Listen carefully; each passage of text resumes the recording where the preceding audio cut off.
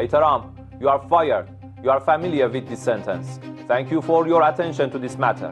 ইরানের খাতাম আল আনবিয়া কেন্দ্রীয় সদর দপ্তরের মুখপাত্র ইব্রাহিম জুলফাগারি যুক্তরাষ্ট্রের প্রেসিডেন্ট ডোনাল্ড ট্রাম্পকে বিদ্রূপ করে এক বিবৃতি দিয়েছেন।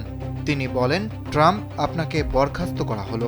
আপনি এই বাক্যের সঙ্গে পরিচিত, আর এই বিষয়ে মনোযোগ দেওয়ার জন্য আপনাকে অসংখ্য ধন্যবাদ। হরমুজ প্রণালী পুনরায় খুলে দেওয়ার জন্য যুক্তরাষ্ট্রের দেওয়া সময়সীমা ঘনিয়ে আসার প্রেক্ষাপটে এমন মন্তব্য করেছেন মুখপাত্র।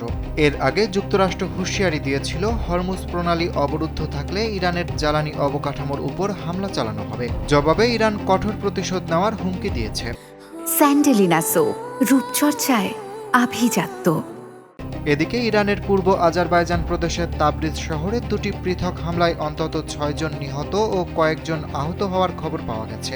এর আগে বন্দর আব্বাসে একটি রেডিও স্টেশনে হামলায় আরও একজন নিহত হন। এটি যুক্তরাষ্ট্র ও ইসরায়েলের যৌথ হামলা বলে দাবি করেছে ইরানের গণমাধ্যম।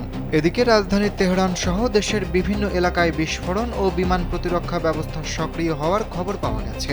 খোররামাবাদ, উর্মিয়া, ইস্পাহান, কারাজ ও আহভাজেও হামলার ঘটনা ঘটেছে।